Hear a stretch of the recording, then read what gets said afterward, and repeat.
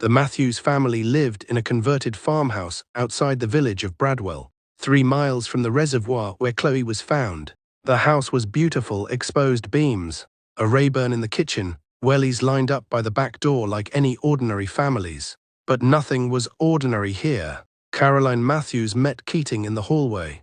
She was a woman who had clearly once been vibrant. There were photos on the walls of her laughing, holding babies, standing on beaches. Now she looked hollowed out, her eyes raw, her hands never still. "Thank you for coming," she said. And there was something in her voice that Keating couldn't place. Formality, maybe, the kind of politeness you cling to when everything else has fallen apart.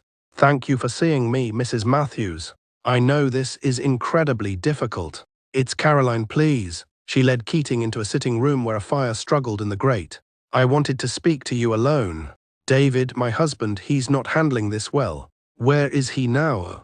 "Gone to his mother's. He needed to get out of this house." She sat down heavily on the sofa.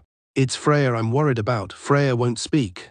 Keating took out her notebook. "Freya is your other daughter. Chloe's twin, her identical twin." Caroline's voice cracked. "She hasn't said a single word since they pulled Chloe out of that water. Not one. She just sits in her room and stares at the wall." "How long has she been like this?" 48 hours. The doctors at the hospital said it could be a trauma response, selective mutism.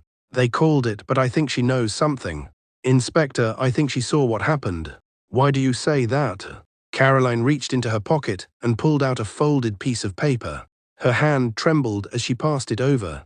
"I found this in Freya's room, under her mattress." Keating unfolded it carefully. It was a drawing, childish but deliberate. 2 stick figures standing by a body of water.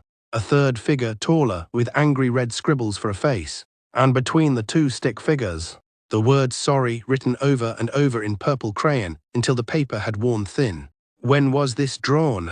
"I don't know, but look at the faces, the 2 small ones. One of them has a smile, the other one doesn't." Caroline pressed her fingers to her mouth. Chloe was the happy one, everyone said so. And Freya was quieter, more serious. But they were inseparable until now.